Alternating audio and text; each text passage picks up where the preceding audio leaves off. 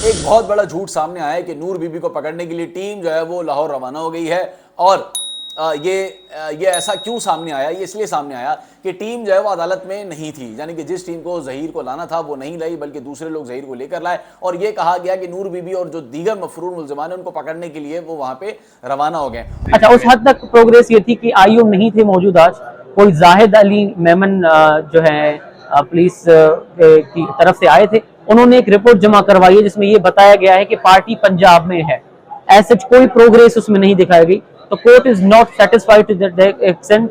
उन्होंने ये डायरेक्शंस दी हैं, इंस्ट्रक्शंस दी हैं प्रोसिक्यूशन को कि वो आईओ को बुलाएं ताकि एक सेटिस्फाइड रिपोर्ट कोर्ट के सामने आए कि क्या प्रोग्रेस है उसमें। तो जी, जैसे कि आप सबके इल्म में है कि आज बेल कैंसिलेशन के हवाले से सिलसिला था। लास्ट डेट ऑफ हियरिंग पे the day we filed application, Jibran साहब ने इसमें आर्गूमेंट किए थे। देर आफ्टर अदर साइड ने कॉपी रिसीव की और आज के लिए रखा गया इस केस को कि आज ही चला के इसमें डिसीजन दिया जाएगा। This is what the contention this honourable court place उस दिन। आज अर्ली इन द मॉर्निंग 8:30 बजे के लिए कैंसिलेशन ऑफ बेल पे अदर साइड ने आर्गूमेंट्स करने थे और अदर साइड आई, उन्होंने 8 लेंथ आर्गूमेंट्स किए। With that they even filed applications to the extent के जो पिक्चर है डीपी पे लगी हुई या वॉइस नोट है, वो वेदर वॉइस नोट था या नहीं था, इस हवाले से देन एंड देयर हमने रिसीव करने के बाद यही अपना कंटेंशन रखा कि डेट्स से रिफ्लेक्ट होता है ये चीज। मुख्तलिफ एप्स आ चुकी हैं जिससे ये चीजें रिफ्लेक्ट होती हैं कि कोई पिक्चर थी जो डिलीट हुई है या कोई वॉइस नोट था या डिलीट हुआ, ये सारी चीजें। और हमने कैटेगोरिकली ऑनरेबल ट्रायल कोर्ट से ये रिक्वेस्ट की है कि टेम्परिंग क्या होती है, हैरेसमेंट क्या होता है और क्या उसके लिए इंग्रेडिएंट्स मेंशन किए गए हैं, and following with in those categories या क्राइटेरिया। हमारी सबमिशन कोर्ट के सामने ये थी कि बेल को कैंसिल होना चाहिए और उसका ऑर्डर आज होना चाहिए।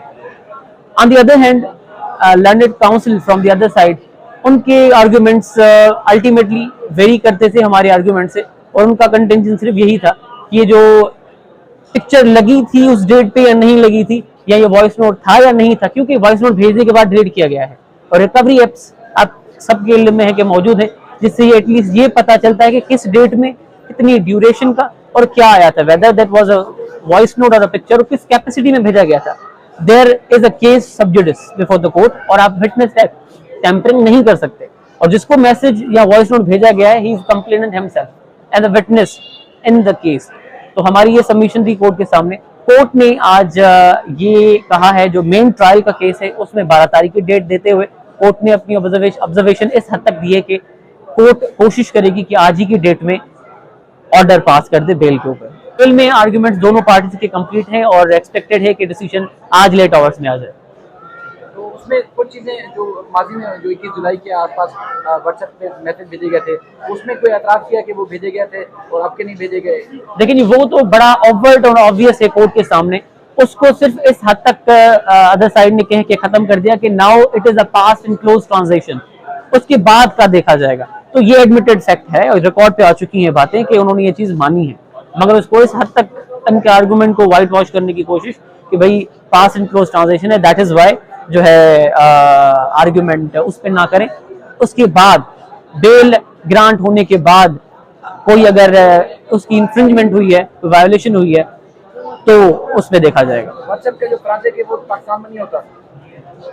बहरहाल हमने तो एफआईए को देन एंड देयर, जब वॉइस नोट आया था, हमने तो देन एंड देयर अपनी बोनाफाइडी शो करते हुए वहां पे कंप्लेन भी कर दी, और व्हिच इज पेंडिंग। हमें कॉल आनी है, हम रिकॉर्ड जमा करवाएंगे, और वॉलंटरली हमने कोर्ट में भी ये सारी चीजें कह दी थी कि दोनों तरफ से मोबाइल्स लेके आप वेरीफाई करवाएं, मगर again they had objections and issue to that extent.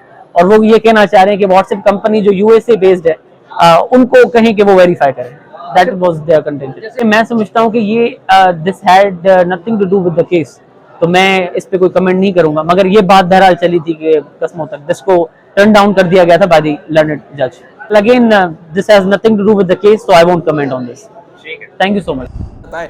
इससे पहले भी अवेश शाह का एक केस था कराची का, उसमें भी इसी तरह की चीज़ें जो सामने आई थी। जब वो अगवा हो गए थे तो अगवा होने के बाद उनका मोबाइल फ़ोन बंद हो गया था। बंद मोबाइल फ़ोन में जो सिंध पुलिस है, उन्होंने जो आईफोन की कंपनी है उसको लिखा था, आईफोन की कंपनी ने पुलिस को जवाब दिया था और डेटा फराहम करना शुरू कर दिया था। ये पहले तारीख का केस है जिसमें आईफोन की कंपनी से बराह रास्त बंद मोबाइल फ़ोन में भी डेटा और लोकेशन जो है वो मंगवाई गई कि आया मोबाइल फ़ोन किसके हाथों में चल रहा है, मुलजिमान कहाँ पर हैं।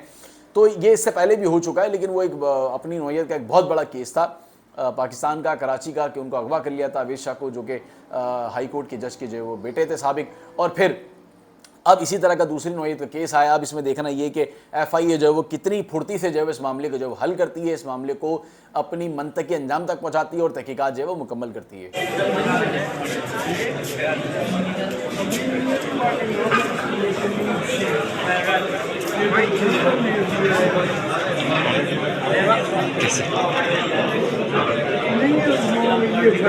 रिकॉर्डिंग कर रहे हैं आप इनकी।